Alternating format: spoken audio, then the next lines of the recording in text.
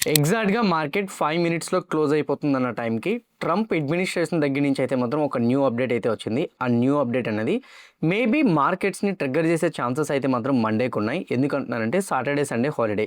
ఈ నెక్స్ట్ 48 అవర్స్‌లో గానీ అది ఇంప్లిమెంటేషన్ చేయడం గానీ మొదలు పెడితే మాత్రం డెఫినిట్‌గా మనం మార్కెట్స్‌లో మండే అయితే మాత్రం క్రాష్ చూసే ప్రాబబిలిటీస్ ఉన్నాయి.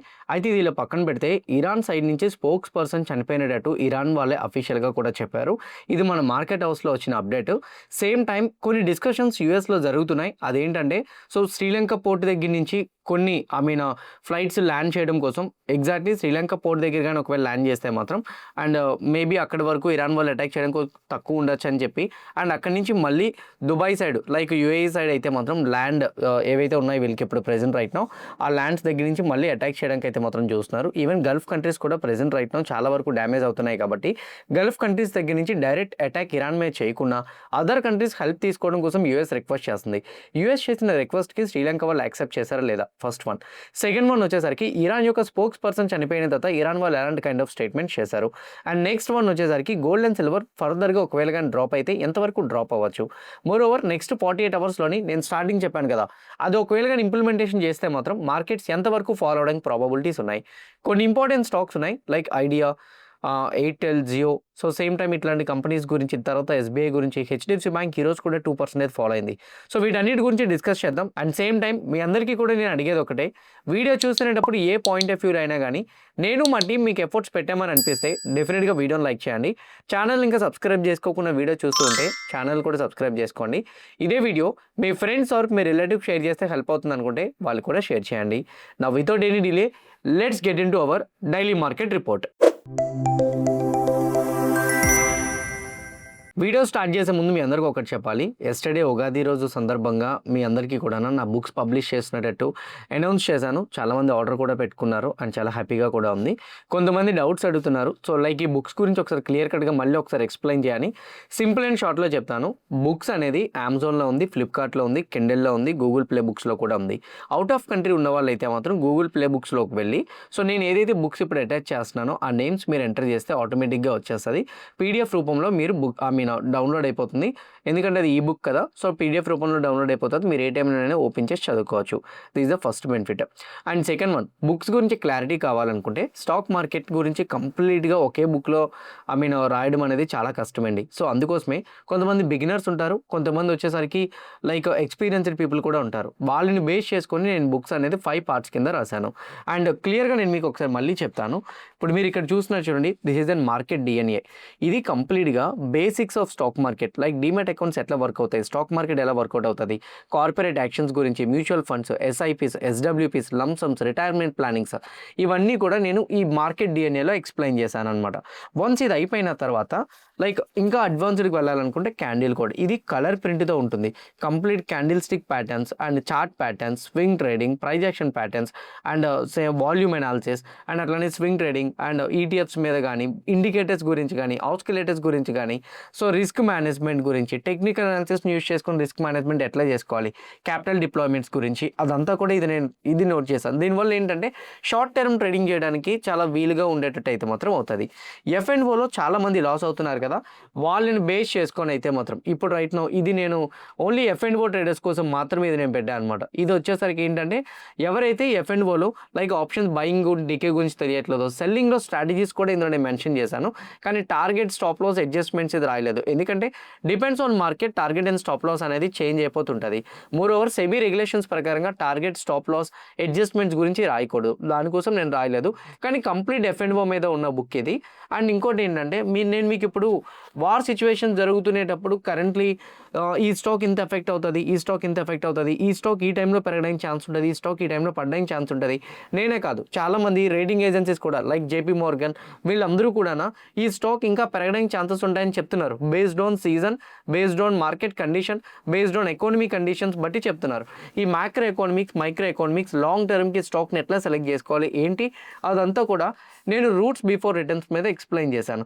ఇది నేను 100% చెప్తాను. ఈ బుక్ చదివిన తర్వాత మీరు సెబీ రిజిస్టర్డ్ రీసెర్చ్ అనలిస్ట్ అవ్వడానికి కూడా చాలా ప్రాబబిలిటీస్ ఉంటాయి. ఎందుకంటే నేను క్లియర్గా ఒక కంపెనీ ఫండమెంటల్గా మీరు బేస్ చేసుకొని ఎలా సెలెక్ట్ చేసుకోవాలి లాంగ్ టర్మ్ అనే దాని మీద ఇది నేను రాశాను. అండ్ డెఫినెట్గా ఇది మీకైతే హెల్ప్ అవుతుంది. అండ్ లాస్ట్ వన్ వచ్చేసరికి రియాలిటీ ఇన్ ఫైనాన్స్. లైక్ ఇది నేను పర్సనల్గా రాసింది బియాండ్ మనీ అని. సో ఇదైతే మాత్రం రియాలిటీ అబౌట్ ఫైనాన్స్ అండ్ 200% ఇదంతా కూడా మీకు లైక్ ఫైనాన్షియల్ మేనేజ్మెంట్ ఎట్లా మేనేజ్ చేయాలి, సేమ్ టైం వచ్చేసరికి రిస్క్ మేనేజ్మెంట్స్ ఎట్లా చేసుకోవాలి, క్యాపిటల్ ఎట్లా స్ప్లిట్ చేసుకోవాలి, టైప్స్ ఆఫ్ ఎసెట్స్ అండ్ ఏ టైప్ ఆఫ్ ఎసెట్స్లో మనం ఇన్వెస్ట్మెంట్ చేసుకుంటే సేఫ్ రిటర్న్స్ గెయిన్ చేయగలుగుతాం, అదంతా కూడా బియాండ్ మనీలో నేను రాశాను. సో ఈ 5 బుక్స్ కూడా లింక్స్ నేను మీకు మన వెబ్సైట్ పెడుతున్నా. ఎందుకంటే అమెజాన్ అండ్ ఫ్లిప్కార్ట్లో నేను పబ్లిషర్స్కి ఇచ్చేయడం వల్ల కాస్ట్ ఎక్కువగా ఉంది. అయితే అందులో బై చేద్దాం నేను చెప్పను. అమెజాన్ ఫ్లిప్కార్ట్లో కూడా మీరు బై చేసుకోవచ్చు. కాకపోతే పబ్లిషర్కి ఇచ్చాము కాబట్టి ప్రైస్ కంట్రోలింగ్ అనేది వాళ్ళ చేతుల్లో ఉంటుంది.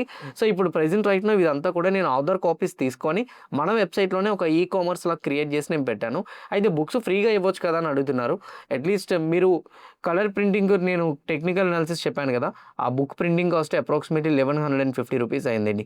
200% వర్త్ ఉంటుంది మీకు. నేను డెలివరీస్ అవన్నీ ఇంక్లూడ్ చేసుకొని 1550 సంథింగ్ నేను యాడ్ చేశాను అంతే. 300 rupees or 200 rupees. So use అవ్వాలని చెప్పి. అయితే ఈ రోజుల్లో ఎవరు చదువుతున్నారని అనొచ్చు. మీరు టెక్నికల్గా మన వీడియోస్ నేను బీటీ మనీ టాక్స్లో ఎక్స్ప్లెయిన్ చేసి పెడుతున్నా. నేను మొత్తం వీడియోస్ అన్ని కూడా ఫ్రీగా ఎక్స్ప్లెయిన్ చేసి పెడుతున్నా. కొంతమంది నువ్వు కమర్షియల్గా ఆలోచిస్తున్నావు అని అనుకుంటున్నాను. నేను బీటీ మనీ టాక్స్లోని ఫ్రీగా ఎక్స్ప్లెయిన్ చేసి మొత్తం కూడా వీడియోస్ అన్ని పెడుతున్నా. ఆ వీడియోస్ చూస్తూ ఈ బుక్ చదివితే మీకు హెల్ప్ అవుతుంది అని చెప్పి. ఎందుకంటే సెబీ వచ్చిన తర్వాత క్లాసెస్ కాకుండా రీసెర్చ్ రిపోర్ట్స్ ఇద్దాం అనుకుంటున్నాం. అందుకోసం కాంటెంట్ అంతా కూడా ఫ్రీగా బీటీ మనీ టాక్స్లో అప్లోడ్ చేస్తున్నాం. మీకు అది హెల్ప్ అవ్వాలనుకుంటే ఆ వీడియో చూసిన తర్వాత థియరిటికల్గా చదువుకోవాలనుకుంటే ఈ బుక్స్ మీకు హెల్ప్ అవుతాయి. అందుకే ఈ బుక్స్ నేను అటాచ్ చేస్తున్నాను అనమాట. కింద ఇస్తున్నా డైరెక్ట్గా మీరు ఆర్డర్ పెట్టుకోవచ్చు. వితిన్ 7 days లోపు మీకు డెలివరీ అయితే మాత్రం అవుతుంది. సమ్ టైమ్స్ హాలిడేస్ వల్ల డిలే అవ్వచ్చు, but maximum on time delivery చేయడానికి అయితే మాత్రం నేను సపోర్ట్ చేస్తాను. నా without any delay let's get into market analysis. ఈరోజు ఓవరాల్గా మార్కెట్స్ ఎలా క్లోజ్ అయ్యాయన్న దాని గురించి చూసుకుంటే నిఫ్టీ 0.49% పాజిటివ్గా క్లోజ్ అయితే సెన్సెక్స్ 0.44% పాజిటివ్గా క్లోజ్ అవ్వడం మనం చూసాం. హవెవర్ బ్యాంక్ నిఫ్టీ 0.04% నెగిటివ్గా క్లోజ్ అయితే ఫిన్ నిఫ్టీ 0.68% నెగిటివ్గా క్లోజ్ అవ్వడం అయితే చూసాం. Mid cap 0.87% higher side close అయితే స్మాల్ క్యాప్ 0.09 ఆల్మోస్ట్ ఫ్లాట్ అని మనం అనుకోవచ్చు. ఈరోజు ఇండియా విక్స్ ఎయిదర్ బిగ్ వేలో పాజిటివ్ సైడ్ వెళ్ళలేదు, బిగ్ వేలో నెగిటివ్ సైడ్ కూడా రాలేదు. ఇండియా విక్స్ అయితే మాత్రం న్యూట్రల్లో ఉంది. ఓవరాల్గా చూసుకుంటే 22.81 దగ్గర ఉంది. స్టిల్ ఇప్పటికీ ఇండియా విక్స్ అయితే మాత్రం 20 అబౌవ్ సస్టైన్ అవ్వడానికి అయితే మాత్రం ట్రై చేస్తుంది. ఓవరాల్గా మార్కెట్స్ గురించి మనం డిస్కస్ చేసుకుంటే మార్కెట్స్ అయితే మాత్రం ప్రెజెంట్ రైట్ నో న్యూట్రల్గా క్లోజ్ అయిందని మనం అనుకోవచ్చు. ఒకనొక స్టేజ్లోని నిఫ్టీ అయితే మాత్రం మార్నింగ్ వచ్చేసరికి 150-160 పాయింట్స్ హయ్యర్ సైడ్ మూవ్ అయింది. కానీ ఆ తర్వాత ప్రాఫిట్ బుకింగ్ అవుతూ రావడానికి రీజన్స్ ఏంటంటే న్యూస్ అప్డేట్స్ ఏవైతే ఉన్నాయో, లైక్ గ్లోబల్ మార్కెట్స్ పరంగా న్యూస్ అప్డేట్స్ ఏవైతే ఉన్నాయో అవి మార్కెట్స్కి ఫేవరబుల్గా అనిపించేటట్టు లేవు. అంటే మేబీ సాటర్డే సండే కూడా ఏదైనా వార్ సిచ్యువేషన్ జరిగితే మళ్ళీ మార్కెట్ ఫాలో అవుతుంది కదా, ఎందుకు ఇప్పుడు మళ్ళీ బయింగ్ పొజిషన్స్ని యాడ్ చేసుకోవడం, లేదా ఎఫ్ఐఎస్ వచ్చేసరికి కొన్ని షార్ట్ పొజిషన్స్ ఫ్యూచర్స్లో క్యారీ చేస్తున్నారు, వీటిని ఎందుకు మనం ఇప్పుడు షార్ట్ పొజిషన్స్ని బుక్ చేసుకోవడం, ఇంకా ఇవి హోల్డ్ చేస్తే మార్కెట్ మళ్ళీ డ్రాప్ అయ్యే ఛాన్స్ ఉంది కదా, ఎందుకంటే అన్సర్టెనిటీస్ ఇంకా అట్లానే ఉన్నాయి కదా అనే రీజన్స్ తోటి ప్రెజెంట్ రైట్ నో మార్కెట్స్లో పెద్దగా షార్ట్ కవరింగ్ కూడా కనిపించలేదు, లాంగ్ బిల్డప్ కూడా కనిపించలేదు. లాంగ్ బిల్డప్ షార్ట్ బిల్డప్ అనేది బేసిక్గా ఫ్రైడే కనబడదు కాబట్టి షార్ట్ కవరింగే కనిపించలేదని మనం అనుకోవచ్చు. అయితే టెక్నికల్గా మీరు మార్కెట్ అనాలిసిస్ చేస్తునేటప్పుడు ఇలా న్యూట్రల్గా మూవ్ అయినప్పుడు కూడా ఎట్లా అనాలిసిస్ చేసుకోవాలనేది నేను మీకు చెప్తానండి. న్యూట్రల్గా మూవ్ అవుతున్నప్పుడు ఎప్పుడైనా డేలో దగ్గరలో క్లోజ్ అయింది అనుకోండి, నెక్స్ట్ డేకి వాళ్ళు మార్కెట్లో పాజిటివ్ సైడ్ మూమెంటం చాలా తక్కువ ఎక్స్పెక్ట్ చేస్తున్నారని అర్థం. సేమ్ టైం అన్సర్టెనిటీస్ ఉన్నాయని వాళ్ళు ఫీల్ అవుతున్నారని అర్థం. మార్కెట్ డే హైలో క్లోజ్ అయింది అని అంటే మోస్ట్లీ వాళ్ళు డే హైలో క్లోజ్ చేస్తునేటప్పుడు మార్కెట్స్ వచ్చేసరికి కొంచెం పాజిటివ్ ఎక్స్పెక్టేషన్స్ మీద బిల్ చేస్తున్నారని అర్థం. ఫస్ట్ వన్ టెక్నికల్గా డేలో దగ్గర క్లోజ్ అయినప్పుడే మనకు అర్థమవుతుంది. అండ్ యాజ్ ఆఫ్ నౌ అయితే మాత్రం మండేకి ఇంకా అన్సర్టెనిటీ ఉంటుందని బిగ్ ప్లేయర్స్ అనుకుంటున్నారని ఫస్ట్ రీజన్.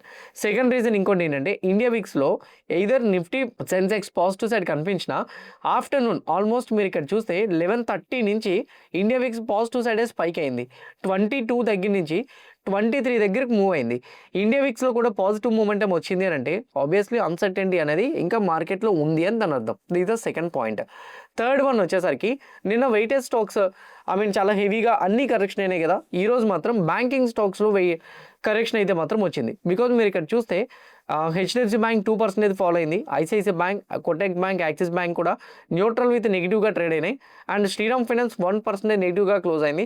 బజాజ్ ట్విన్స్ నెగిటివ్గా ఉండడానికి ట్రై చేసినాయి. కానీ రిలయన్స్, సెపరేట్ న్యూస్ ఉంది రిలయన్స్ గురించి చెప్తాను. ఐటీ స్టాక్స్ అన్ని హైయర్ సైడ్ మూవ్ అయినాయి because of the Accenture positive comments. IT companies మీద పాజిటివ్ ఎక్స్పెక్టేషన్స్ బిల్డ్ అయినాయి. అందువల్ల ఐటీ స్టాక్స్లో కొంత అప్సైడ్ అయితే మూమెంటం చూసాం.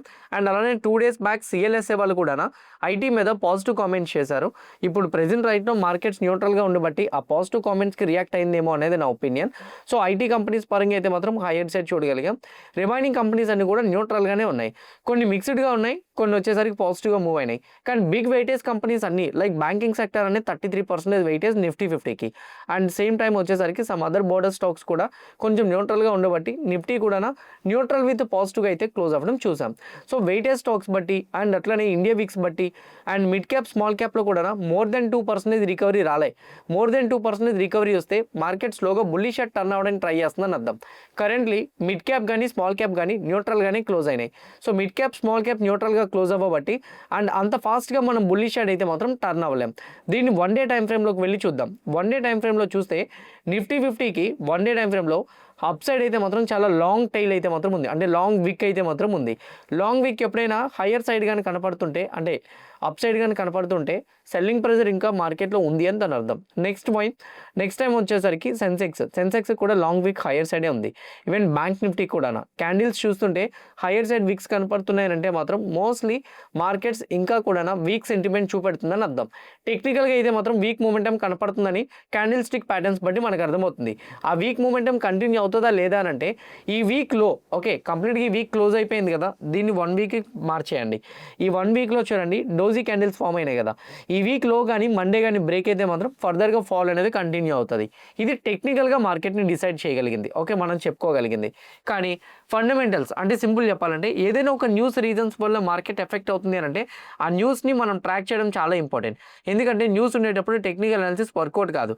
కొంతమంది నాకు న్యూస్తో సంబంధం లేదు టెక్నికల్ అనాలిసిస్నే చూస్తాను అనుకుంటే అందుకు నేను మీకు చెప్పిన. ఇప్పుడు న్యూస్ పరంగా మాట్లాడుకుంటే గ్లోబల్ మార్కెట్స్కి వెళ్ళిపోదాం. అన్ని మిక్స్డ్లో ట్రేడ్ అవుతున్నాయి. ఇండియన్ రూపీ 93.565 వెళ్ళిపోయింది.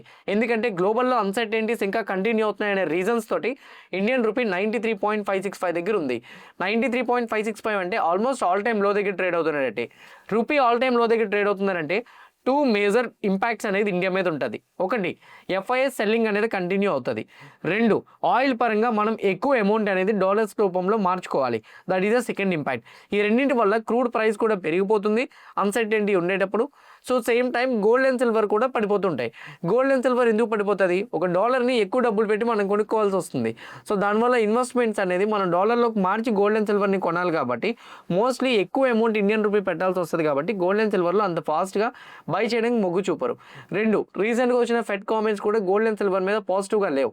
సో దానివల్ల ఈవెన్ గోల్డ్ అండ్ సిల్వర్ ఈరోజు పాజిటివ్గా మూవ్ అవడానికి ట్రై చేసినా కానీ జస్ట్ 1% ఈచ్ మాత్రమే అప్ సైడ్ మూమెంటం చూడగలిగాం. ఆయిల్ ఇన్ఫ్రాస్ట్రక్చర్స్ మీద డ్యామేజెస్ అంతగా లాస్ట్ 12 hours బట్టి లేకపోవడంతో క్రూడ్ కూడా $107 అయితే మాత్రం వచ్చింది. బ్రెంట్ ఆయిల్ WTI అయితే మాత్రం $94 వచ్చింది. మరి ఆయిల్ ఇన్ఫ్రాస్ట్రక్చర్స్ మీద లాస్ట్ 12 గంటల నుంచి అటాక్ జరగలేదు కదా. మరి జరగలేనప్పుడు ఇండియన్ మార్కెట్స్ ఎందుకు మిక్స్డ్ విత్ నెగిటివ్గా రియాక్ట్ అయినాయి? పాజిటివ్గా రియాక్ట్ అవ్వచ్చు కదా. ఇన్ఫ్రాస్ట్రక్చర్స్ మాత్రమే డ్యామేజ్ అవ్వకుండా ఉంటే మార్కెట్స్కి అది పాజిటివ్గా మారే అవకాశం ఉంటుంది కదా. స్ట్రైట్ ఆఫ్ హార్మోన్స్ నుంచి ఇండియా షిప్స్ని కంటిన్యూ చేస్తామని చెప్పారు కదా అని మీరు అనొచ్చు. ఎస్ కరెక్టే. కానీ స్టేట్మెంట్స్ అనేవి ఇప్పటికీ కూడా అన్సర్టెనిటీ ఉంటుందేమో అనే భయాందోళనని క్రియేట్ చేస్తున్నాయి. ఎవరి స్టేట్మెంట్స్ ఏమని చేశారు, సేమ్ టైం ఏ టైమ్స్లో చేశారు అనేది ఒక్కొక్కటి మాట్లాడుకుందాం. ఫస్ట్ వన్, ఇది ఆల్రెడీ మార్నింగ్ మనం ప్రీ మార్కెట్లో డిస్కస్ చేసుకున్నాం. యుఎస్ సెక్రటరీ స్కాట్ బీసెంట్ గారు చెప్తున్న దాని ప్రకారంగా ఇరానియన్ ఆయిల్ మీద అయితే మాత్రం శాంక్షన్స్ని లిఫ్ట్ చేస్తామని చెప్పారు. ఇది ఎందుకో తెలుసా? స్ట్రైట్ ఆఫ్ హార్మోజ్ మీద నుంచి అన్ని షిప్స్ని కంటిన్యూ చేయాలంటే ఇరాన్కి ఫేవరబుల్గా కొన్ని డెసిషన్స్ తీసుకోవాలి. ఇది 2015లో కూడా జరిగిందండి. Comprehensive joint plan of action అని చెప్పి ఒక అగ్రిమెంట్ జరిగింది అప్పుడు యూఎస్కి ఇరాన్కి 2015లో. ఆ టైంలోని ఆ అగ్రిమెంట్ జరిగినప్పుడు ఇలానే శాంక్షన్స్ని విధిస్తే దాన్ని కొంచెం లిఫ్ట్ చేస్తామని చెప్పి ఇద్దరి మధ్య అగ్రిమెంట్ చేసుకున్నారు. ఇప్పుడు ప్రెజెంట్ రైట్తో సిచ్యువేషన్ కూడా అవుట్ ఆఫ్ కంట్రోల్ అవుతుంది కాబట్టి ఇరాన్ వాళ్ళ మీద శాంక్షన్స్ని విధించినవి యూఎస్ లిఫ్ట్ చేయాలని అనుకుంటుందని స్కాట్ బీసెంట్ గారు చెప్పారు. ఓకే, చెప్పారు కానీ ఇది కన్ఫర్మ్ అవ్వలేదు. బట్ కాకపోతే ఇది వీకెండ్లో కానీ కన్ఫర్మ్ అయితే ఇది పాజిటివ్గా మన మార్కెట్ పాజిటివ్గా మారుతుంది. ఎందుకంటే శాంక్షన్స్ అని కానీ లిఫ్ట్ చేశారనుకోండి, ఆబ్వియస్లీ వార్ అనేది కొంచెం కూల్ అయినట్టే. వార్ కూల్ అయింది అంటే మాత్రం స్ట్రైట్ ఆఫ్ హార్మోజ్ నుంచి షిప్స్ అనేది కంటిన్యూ అయిపోతాయి. ఇంకా అన్ని గ్లోబల్ ఎకానమీస్ పరంగా ఏదైతే ఇంపాక్ట్ పడుతుంది అనుకుంటున్నామో అది పాజిటివ్గా మారే అవకాశాలు కూడా ఉంటాయి. This is the first one, మార్కెట్కి హైయర్ సైడ్ మూమెంటం ఇవ్వడానికి ప్రాబబిలిటీస్ ఉంటాయని చెప్పుకోవడానికి. బట్ ఇప్పటికీ కూడా ఇది ఎప్పుడు వచ్చింది, నిన్న నైట్ వచ్చింది. ఓకే, అంటే నిన్న నైట్ అంటే ఎర్లీ మార్నింగ్ లైక్ 2కి 3 AM ఆ టైమ్స్లో వచ్చింది. సో దానివల్ల దీని తర్వాత వచ్చే న్యూస్ అప్డేట్స్ కూడా మనకి చాలా ఇంపార్టెంట్. దీని తర్వాత వచ్చిన న్యూస్ అప్డేట్స్ ప్రకారంగా నేతాన్యూ గారు అయితే మాత్రం మన మార్కెట్ ఓపెన్ అవుతున్న టైంకి ఇచ్చిన స్టేట్మెంట్ ఇతను ఏంటంటే, సో మేము యూఎస్ కలిపే చేసాము, ఇందులో యూఎస్ ఇండైరెక్ట్గా ఇన్వాల్వ్ అయ్యింది, లేకపోతే యూఎస్ వచ్చేసరికి తెలియకుండానే మేము ఇన్ఫ్రాస్ట్రక్చర్స్ మీద అటాక్ చేసామనేది అబద్ధం. సో మేము వచ్చేసరికి యూఎస్ వాళ్ళ సపోర్ట్ తీసుకొని ఇద్దరం ఏకమయ్యే ఆ ప్రెసిడెంట్ని చంపేసాం, సేమ్ టైం వచ్చేసరికి వార్ని కంటిన్యూ చేస్తామని చెప్పి మా ఇద్దరం అనుకొని ఇది కంటిన్యూ చేస్తున్నాం. అండ్ అట్లనే మాకు కొంచెం ఫినాన్షియల్గా కూడా యూఎస్ సపోర్ట్ చేస్తుందని నేతాన్యూ గారు క్లియర్గా స్టేట్మెంట్స్ ఇచ్చారు. అండ్ ఇంకోటి ఏంటంటే అతను చెప్పిన దాని ప్రకారంగా ఇరాన్ యొక్క స్పోక్స్ పర్సన్ ఎవరైతే ఉన్నారో అతన్ని కూడా మేము కిల్ చేసామని కూడా చెప్పారు. సో అతన్ని కిల్ చేసామని చెప్పడంతో ఇరాన్ వాళ్ళు అయితే మాత్రం మళ్ళీ మా సైడ్ నుంచి చాలా సివియర్ అటాక్స్ ఉంటాయని స్టేట్మెంట్స్ అయితే చేశారు. సో దీనివల్ల యాజ్ ఆఫ్ నవ్ అయితే మాత్రం మళ్ళీ అన్సర్టెనిటీ ఎక్కడ కంటిన్యూ అవుతుందని మార్కెట్స్లో అయితే మాత్రం ఫియర్ స్టార్ట్ అయింది. This is an another one. Next one ఇంకోటి ఏంటంటే కటార్ సైడ్ నుంచి కూడా లాస్ అయింది ఏదైతే ఉందో యాజ్ ఆఫ్ నవ్ వాళ్ళ గ్యాస్ ఫెసిలిటీస్ కొన్ని డ్యామేజ్ అయినాయి కదా, అవి రికవరీ చేసుకోవడానికి చాలా టైం పడుతుందని అయితే స్టోరేజెస్ మీద అటాక్ చేశారు. So as of now gas plants మీద అటాక్ రాలేదు, స్టోరేజెస్ మీద అటాక్ చేశారు. కాబట్టి నెక్స్ట్ 5 yearsకి స్టోరేజ్ చేసే కెపాసిటీ ఒక 17% అనేది డ్యామేజ్ అయిపోయింది. బట్ ఇప్పటికీ కూడా మేము దాన్ని రీకన్స్ట్రక్షన్ చేయగలం స్టోరేజ్ని. బట్ కాకపోతే టైం టేకన్ అది. సో 5 years స్టోరేజ్ అయితే మాత్రం పోయినట్టే. బట్ ఇప్పుడు present right now gas plant మీద చేయకుండా ఉంటే సరిపోతుంది అనేటట్టు కటార్ వాళ్ళు కూడా యాజ్ ఆఫ్ నౌ చేస్తున్నారు. అండ్ ఆల్మోస్ట్ 17% ఎల్పిజి కెపాసిటీ కూడా పోయింది అని కూడా కటార్ వాళ్ళు అయితే చెప్తున్నారు. ఈ స్టేట్మెంట్స్ వచ్చిన తర్వాత మరి ఎక్కడ కూడా వీళ్ళు అటాక్స్ అయితే మాత్రం చేయలేదు. ఇదంతా కూడా మార్నింగ్ అప్డేట్. అలానే యూఎస్ వాళ్ళకి వార్ కంటిన్యూ చేస్తామని $200 బిలియన్ బిల్ ఏదైతే వీళ్ళు పాస్ చేద్దాం అనుకుంటున్నారో అది జరగదు అని యూఎస్ సైడ్ నుంచే వార్ పిటి హెగ్సెత్ అనే పర్సన్ అయితే మాత్రం అంటే యూఎస్ సెక్రటరీ, సో అతనైతే మాత్రం ఈ బిల్ పాస్ అవ్వదు, కాంగ్రెస్ వాళ్ళు అయితే మాత్రం దీన్ని యాక్సెప్ట్ చేయరని కూడా చెప్తున్నారు. ఇది ఇట్లా ఉంటే ఆన్ అనదర్ అప్డేట్ ఇప్పుడు రైట్ నో నేను ఇది చూసింది అయితే మాత్రం టోటల్ 6 people అయితే మాత్రం యాజ్ ఆఫ్ నో ఇజ్రాయెల్ వాళ్ళకి సంబంధించిన వాళ్ళ మీద అటాక్స్ చేశారని అండ్ వాళ్ళు కూడా ఎక్స్పైర్ అయ్యారని కూడా చెప్తున్నారు. అండ్ ఇరాన్ వాళ్ళు అయితే మాత్రం కంటిన్యూస్గా ఇజ్రాయెల్ మీద అండ్ అట్లనే యూఎస్ యొక్క ఎయిర్ బేసెస్ మీద అయితే మాత్రం అటాక్స్ని కంటిన్యూ చేస్తున్నట్టు అయితే మాత్రం చెప్పారు. వాళ్ళ యొక్క స్పోక్స్ పర్సన్ చనిపోయిన తర్వాత మా అటాక్స్ని కంటిన్యూ చేస్తాము, బట్ కాకపోతే ఎయిర్ డిఫెన్సెస్ మీద అండ్ అట్లనే వాళ్ళ యొక్క మిలిటెంట్స్ మీదనే మేము అటాక్ చేస్తాము, ఇన్ఫ్రాస్ట్రక్చర్స్ మీద అటాక్ చేయమని ఇరాన్ వాళ్ళు అయితే మాత్రం చెప్పారు. కానీ ఏ స్టేట్మెంట్ ఇప్పుడు మార్కెట్స్ని భయపడుతుందంటే మన మార్కెట్ క్లోజ్ అవుతున్న టైంకి వచ్చింది అది. ఇప్పుడు రైట్ నౌ మీరు ఒకసారి ఇక్కడ క్లియర్గా చూడండి. సో ఇరాన్ వాళ్ళు స్ట్రైట్ ఆఫ్ హార్మోజ్ నుంచి షిప్స్ని పంపిస్తాము, బట్ కాకపోతే మాకు టోల్ ఫీ లాంటిది ఒకటి పెట్టాలి అని చెప్పి ఇరాన్ ఆలోచిస్తుందని చెప్పారు కదా. ఒకవేళ కానీ స్ట్రైట్ ఆఫ్ హార్మోజ్ నుంచి ఇరానే కానీ టోల్ ఫీలా పెడితే మాత్రం ఇరాన్కి మోస్ట్లీ వెయిట్ అనేది పెరిగిపోతుంది. ఇరాన్ యొక్క ఇంపాక్ట్ మేజర్ రోల్ అనేది గ్లోబల్ పరంగా అయితే మాత్రం ఎక్కువగా ఉంటుంది. ఇరాన్కి అది రాకుండా ఉండాలంటే, ఇరాన్ని భయపెట్టాలంటే మాత్రం డెఫినెట్గా వాళ్ళు భయపడే విధంగా ఏదైనా ఒక డెసిషన్ తీసుకోవాలని ఈరోజు ట్రంప్ అడ్మినిస్ట్రేషన్ దగ్గర నుంచి అయితే మాత్రం ఒక మెసేజ్ అయితే వచ్చింది. అదేంటంటే కార్గ్ ఐలాండ్ మీకు ఇప్పుడు మ్యాప్లో చూపిస్తాను చూడండి. యాక్చువల్గా మొత్తం జూమ్ అవుట్ చేస్తే ఇదంతా స్ట్రైట్ ఆఫ్ హార్మోజ్ కదా, పర్షియన్ గల్ఫ్ ఇది. సో ఇది స్ట్రైట్ ఆఫ్ హార్మోజ్. సో కొంచెం ఇది మీరు ఇక్కడ చూడండి, కొంచెం జూమ్ అవుట్ చేస్తే ఇది ఇరాన్. ఇప్పుడు ప్రెజెంట్ రైట్ నౌ ఈ ఇరాన్కి సో ఇక్కడ క్లియర్గా చూడండి కార్క్ ఐలాండ్ ఉంది. ఇవ్వండి ఇక్కడ కార్క్ ఐలాండ్. ఈ ఐలాండ్ అనేది చాలా ఇంపార్టెంట్. ఒక మనిషికి హార్ట్ బీట్ ఎలా ఇరాన్కి హార్ట్ బీట్ అట్లా. సో హార్ట్ అనేది అట్లా అనమాట. సో మేబీ ఒకవేళ ఈ కార్క్ ఐలాండ్ని ఎవరైనా కానీ కంప్లీట్గా స్వాధీనం చేసుకున్నా, లేకపోతే దీన్ని కూల్ చేసినా, డిస్ట్రాయ్ చేసినా కానీ ఇరాన్ ఎకానమీ మొత్తం కూడా కొలాప్స్ అయిపోతుంది. ఎందుకంటే 90% ఆయిల్ సప్లై ఇక్కడి నుంచే జరుగుతుంది. ఒకవేళ కానీ ఇది ఏదైనా జరిగితే మాత్రం వాళ్ళు బిగ్ ఇంపాక్ట్ చూసే ఛాన్సెస్ అయితే మాత్రం ఉంటాయి. యాజ్ ఆఫ్ నవ్ అయితే మాత్రం ఈ కార్క్ ఐలాండ్ని ఎట్లా అయినా కానీ మేము స్వాధీనం చేసుకోవాలని ట్రై చేస్తున్నాము అండ్ డెఫినెట్గా అది చేసుకుంటాము. అలా అయితేనే ఇరాన్ వాళ్ళు భయపడతారు, అలా అయితేనే స్ట్రైట్ ఆఫ్ హార్మోజ్ నుంచి షిప్స్ అనేది కంటిన్యూ అవుతాయని చెప్తున్నారు. ఇదే కానీ చేస్తే మాత్రం డెఫినెట్గా గల్ఫ్ కంట్రీస్లో ఉన్న కంప్లీట్ ఆయిల్ ఇన్ఫ్రాస్ట్రక్చర్స్ని ఇరాన్ వాళ్ళు కూల్ చేస్తామని స్టేట్మెంట్ కూడా చేశారు. ఒకవేళ కానీ ట్రంప్ ఈ 48 గంటల్లో ఈ కార్గ్ ఐలాండ్ మీద అటాక్ చేస్తే ఇరాన్ వాళ్ళు తిరిగి ఆయిల్ ఇన్ఫ్రాస్ట్రక్చర్స్ ఏవైతే సగం డ్యామేజ్ అయ్యి లైక్ ఒక 10-15% మాత్రమే కువైట్ డ్యామేజ్ అయినాయిగా మొత్తం డ్యామేజ్ చేస్తారు. ఇంకోటి ఏంటంటే ఇరాన్ది బిగ్ మాస్టర్ ప్లాన్ ఇది కాదండి. సో వాటర్ డిసాలినేషన్ ప్లాంట్స్ ఏవైతే ఉన్నాయో వాటి మీద అటాక్ చేయడం. వాటర్ డిసాలినేషన్ ప్లాంట్స్ మీద అటాక్ చేస్తే మాత్రం వాటర్ క్రైసిస్ మొదలవుతుంది గల్ఫ్ కంట్రీస్లో. గల్ఫ్ కంట్రీస్లో మొదలైతే ఇది World War III కైనా స్టార్ట్ అవ్వచ్చు, అంటే కన్వర్ట్ అవ్వచ్చు. లేకపోతే మాత్రం ఈ వార్ సిచ్యువేషన్ అనేది నెక్స్ట్ లెవెల్కి వెళ్ళిపోయే అవకాశాలు కూడా ఉంటాయి. సో అందుకే కరెంట్లీ ఈ ఐలాండ్ మీద అటాక్ జరగకుండా ఉండాలని మనం చూద్దాం. నెక్స్ట్ 48 అవర్స్లో కానీ ఈ ఐలాండ్ని టచ్ చేయకుండా ఉంటే మండే మార్కెట్స్ న్యూట్రల్గానే ఓపెన్ అవుతాయి, కంగారు పడాల్సిన అవసరం లేదు. ఈ ఐలాండ్ మీద కానీ అటాక్ జరిగితే మాత్రం మండే మార్కెట్ బిగ్ గ్యాప్ డౌన్తో ఓపెన్ అవ్వడానికి ఛాన్సెస్ ఉంటాయి. రేపు ఈవినింగ్ ఈ టైంకి నేను మళ్ళీ వీక్లీ అనాలిసిస్ చేస్తాను. ఒకవేళ కానీ ఈరోజు ఈవినింగ్ నుంచి ఇప్పుడు నేను రికార్డ్ చేస్తున్న టైం ఆల్మోస్ట్ 5:30, ఇక్కడి నుంచి రేపు ఈవినింగ్ 6 o'clock నేను రికార్డ్ చేస్తాను కదా. ఈ 24 అవర్స్లోపు వచ్చిన న్యూస్ అప్డేట్స్ని కవర్ చేసి పెడతాను కాబట్టి రేపటి వరకు మీకు వరి అవసరం లేదు. అండ్ సండే ఏదైనా జరిగితే మండే ప్రీ మార్కెట్ చెప్తాను. ఏదైనా మార్కెట్ ఓపెన్ అయ్యేలోపు మీకు టైం టు టైం అప్డేట్స్ అయితే ఇస్తాను. సో ఇట్లాంటి కైండ్ ఆఫ్ అప్డేట్స్ని మీకు ఎఫర్ట్స్ పెట్టి చేస్తున్నాం కాబట్టి ఏ పాయింట్ ఆఫ్ వ్యూ అయినా కానీ మా ఎఫర్ట్స్ మీకు హెల్ప్ అయినాయని అనుకుంటే డెఫినెట్గా వీడియోని లైక్ చేసి ఛానల్ సబ్స్క్రైబ్ చేయడం అయితే మాత్రం మర్చిపోవద్దు. నా గోల్డ్ అండ్ సిల్వర్ గురించి ఎంతవరకు పడే అవకాశాలు ఉంటాయి అండ్ ఎప్పుడు డ్రాప్ అవుతుంది, ఏ విధంగా జరిగే ఛాన్సెస్ ఉంటాయన్న దాని గురించి మాట్లాడుకుంటే గోల్డ్ అయితే మాత్రం present right now almost 1 week time ఫ్రేమ్లో నేను చూస్తే రీసెంట్గా 5,015 ounce దగ్గర నుంచి గోల్డ్ ఆల్మోస్ట్ 4,500 వరకు అయితే మాత్రం డిక్లైన్ అయిపోయింది. So currently as of now gold ఏదైతే డిక్లైన్ అవుతుందో కరెంట్లీ మనకు వచ్చేసరికి సో ఇంపార్టెంట్ సపోర్ట్ లెవెల్ టెక్నికల్గా చూసుకుంటే మాత్రం గోల్డ్కి ఇంపార్టెంట్ సపోర్ట్ లెవెల్ 4,300 ounce దగ్గర అయితే మాత్రం ఉంది. సో ఫర్దర్గా ఒకవేళ కానీ గోల్డ్ డ్రాప్ అయితే 4,300 వరకు టెక్నికల్గా డ్రాప్ అయ్యే ఛాన్స్ ఉంది. ఇదే వార్ కానీ కార్గ్ ఐలాండ్ మీద అటాక్ జరిగితే మాత్రం గోల్డ్ ఈ 2 daysలోనే 5 to 7% డ్రాప్ అవడానికి ఛాన్స్ ఉంది. సిల్వర్ అయితే మాత్రం ఆల్మోస్ట్ 10 to 15% డిక్లైన్ అవడానికి ఛాన్సెస్ కూడా ఉన్నాయి. సో గోల్డ్ అండ్ సిల్వర్లోని మీరు ప్రైజెస్ని ట్రాక్ చేయాలనుకుంటే కింద కామెంట్ బాక్స్లో నేను డెల్టా ఎక్స్చేంజ్ రిఫరల్ లింక్ ఇస్తాను. ఆ లింక్ క్లిక్ చేసి కానీ మీరు అకౌంట్ ఓపెన్ చేసుకుంటే డెఫినెట్గా మీకు మా సైడ్ నుంచి అయితే మాత్రం ఆ అకౌంట్ ఓపెన్ చేసుకున్న తర్వాత 50 times లెవరేజ్తో అయితే మాత్రం 50x times లెవరేజ్తో అయితే మాత్రం మీరు 24/7 ట్రేడ్ అయితే మాత్రం చేసుకోవచ్చు. అండ్ ఇది ఓన్లీ డెల్టా ఎక్స్చేంజ్లో మాత్రమే అవుతుంది కాబట్టి మీరు లింక్ క్లిక్ చేసి అకౌంట్ ఓపెన్ చేసుకుంటే అందులో ట్రేడ్ చేసుకోవడానికి మీకు హెల్ప్ అవుతుంది.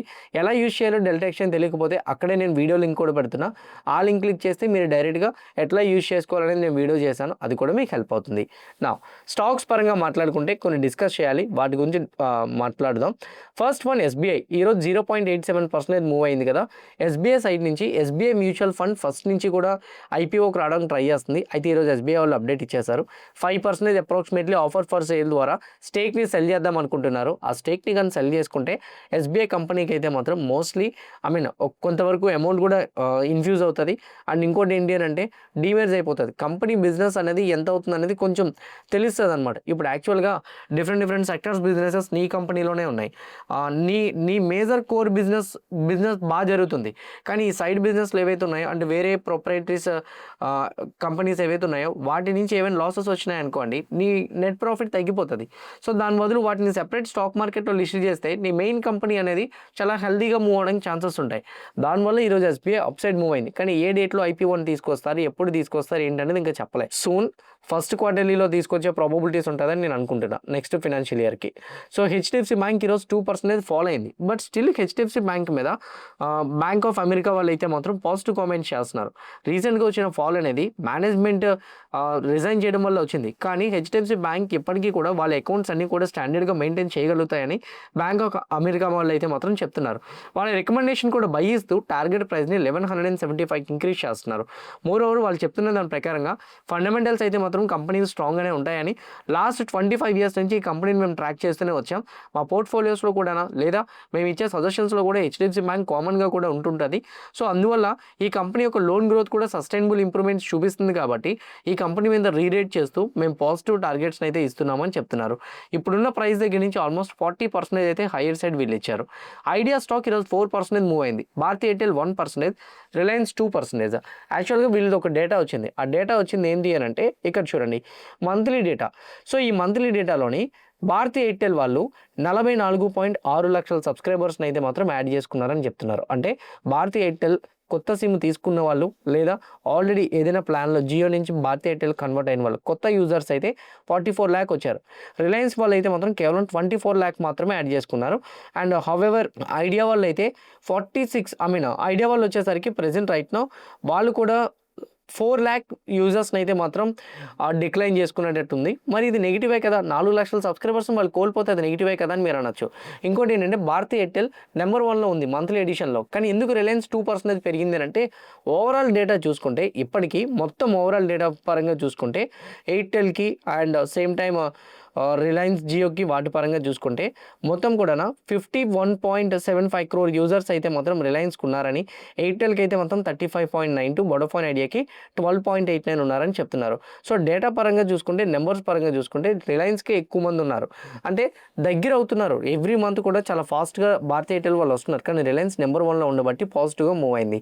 మరి ఐడియా ఎందుకు పాజిటివ్ సైడ్ వచ్చిందనంటే ఐడియా లాస్ట్ మంత్ కాక బిఫోర్ మంత్ వచ్చేసరికి డేటాని చూసుకుంటే వాళ్ళు హెవీ సబ్స్క్రైబర్స్ని కోల్పోయారు. అంటే 11 లక్షల మంది సబ్స్క్రైబర్లు కోల్పోయారు. వాటితో కంపేర్ చేసుకుంటే ఇప్పుడు 4 లక్షలు అనేది తక్కువేగా. నెంబర్ నెగిటివే కానీ ప్రీవియస్ నెంబర్స్తో కంపేర్ చేసుకుంటే తక్కువే కదా. అందువల్ల idea stock price higher side అయితే మొమెంటం ఇచ్చింది. స్టిల్ ఐడియా నెగిటివ్నే, పెరిగింది, తక్కువే సబ్స్క్రైబర్స్ లూజ్ చేసుకున్నారు కదా అని తీసేసుకోవద్దు. ఓకేనా. Next one Hindalco company 2.5% drop అయింది. ఈవెన్ హిండాల్కోనే కాదు, ఈరోజు హిందూ కాపర్ కంపెనీ కానీ వేదాంత కానీ ఇవన్నీ పడినాయి. బికాజ్ అల్యూమినియం ప్రైస్ ఈరోజు 8% క్రాష్ అయింది. అల్యూమినియం ప్రైస్ 8% క్రాష్ అవడంతో హిండాల్కో కంపెనీలో నెగిటివ్ సైడ్ ఫాల్ అయితే మాత్రం మనం చూడగలిగాం. నెక్స్ట్ వన్ వాబా కంపెనీ ఈరోజు మనకి 2% హైయర్ సైడ్ మూమెంటం వచ్చింది. వాబా కంపెనీకి 250 నుంచి 600 కోట్లు వర్తున్న ఆర్డర్ అయితే మాత్రం వీళ్ళకి వచ్చిందని చెప్తున్నారు. ఈ ఆర్డర్ కూడా జార్జియాలో యునైటెడ్ వాటర్ సప్లై కంపెనీ దగ్గర నుంచి వచ్చిందని కూడా చెప్తున్నారు. దానివల్ల వాబా కంపెనీ ఈరోజు హైయర్ సైడ్ మూవ్ అయింది. ఐటీసీ స్టాక్ నెగిటివ్ సైడ్ వచ్చింది కదా, కానీ మోర్గాన్ స్టాన్లీ వాళ్ళు ఈ కంపెనీ మీద ఈక్వల్ వెయిట్ ఇస్తూ 346కి టార్గెట్ ప్రైస్ని పెంచారు. రీసెంట్ ఫాల్ ఆపర్చునిటీకి వచ్చిందని, ఇంకోటి టొబాకో మీద గవర్నమెంట్ వాళ్ళు ట్యాక్స్ విధించిన వీళ్ళు సిగరెట్స్ పైన 20 to 40% depends upon cigarette 20 to 40% అయితే మాత్రం ప్రైస్ని ఇంక్రీజ్ చేశారు. దీనివల్ల వాళ్ళు లాస్ని మోస్ట్లీ బేర్ చేసుకోగలుగుతారని, సో మోస్ట్లీ బ్యాలెన్స్ అవుతుందని కూడా చెప్తున్నారు. అందుకే యాజ్ ఆఫ్ నౌ ఈ టొబాకో సైడ్ నుంచి ఉన్న సెగ్మెంట్స్లో ఐటీసీ మీద మేము పాజిటివ్ ఎక్స్పెక్టేషన్స్ బిల్డ్ చేసుకుంటున్నామని ఐటీసీ వాళ్ళు అయితే కామెంట్ చేశారు. నెక్స్ట్ వన్ ఇటర్నల్ కంపెనీ 1.5% ఈరోజు. ఇటర్నల్ అంటే మీకు తెలుసు కదా జొమాటో. సో ఇప్పుడు ప్రెజెంట్ రైట్నో ఉన్న ఈ కంపెనీ 1.5% హైయర్ సైడ్ మూవ్ అవడానికి రీజన్ ఫెస్టివల్ సీజన్స్ వస్తున్నాయి. సో ఈ ఉగాది ఉంది, రంజాన్ ఉంది, ఇవన్నీ కంటిన్యూ అవుతున్నాయి కదా. అండ్ అట్లానే as of now global crisis కూడా, గ్యాస్ క్రైసిస్ కూడా స్టార్ట్ అయినాయి. రెస్టారెంట్స్ దగ్గర నుంచి ఫుడ్స్ తగ్గిస్తున్నారు. జొమాటో వాళ్ళు చెప్తున్న దాని ప్రకారంగా ఇంతకు ముందు వీళ్ళు ఛార్జ్ చేసేది 12.5 రూపీస్ పెర్ ఆర్డర్, ఇప్పుడు దాన్ని 14.9 రూపీస్కి అయితే మాత్రం పెర్ ఆర్డర్ని ఇంక్రీజ్ చేశారు. దీనివల్ల వీళ్ళ యొక్క యాన్యువల్ ఎబిటా 85 నుంచి 90 కోట్లు ఇంక్రీజ్ అవ్వచ్చు అని కూడా చెప్తున్నారు. ఎబిటా సైడ్ నుంచి కొంచెం అమౌంట్ యాడ్ అవుతుంది కాబట్టి ఈవెన్ ప్రైస్ పెంచినా కానీ కస్టమర్స్ అలవాటు పడిపోతే ఆబ్వియస్లీ అదే ప్లాట్ఫామ్ని యూజ్ చేస్తారు. అందుకే జొమాటో కంపెనీలో ఈరోజు 1.5% హైయర్ సైడ్ మూమెంటం అయితే మాత్రం వచ్చింది. హోప్ క్లియర్ కట్గా నేను చెప్పిన డేటా పాయింట్స్, ఇచ్చిన అనాలిసిస్, కవర్ చేసిన ఇన్ఫర్మేషన్ మీకు హెల్ప్ అయింది అనుకుంటున్నా. ఎవ్రీథింగ్ హెల్ప్ అయితే మాత్రం వీడియోని లైక్ చేయండి. ఛానల్ ఇంకా సబ్స్క్రైబ్ చేసుకోకుండా వీడియో చూస్తూ ఉంటే ఛానల్ కూడా సబ్స్క్రైబ్ చేసుకోండి. ఇదే వీడియో మీ ఫ్రెండ్స్ ఆర్ మీ రిలేటివ్ షేర్ చేస్తే హెల్ప్ అవుతుంది అనుకుంటే వాళ్ళు కూడా షేర్ చేయండి. See all in the weekly analysis. Happy weekend everyone. Bye.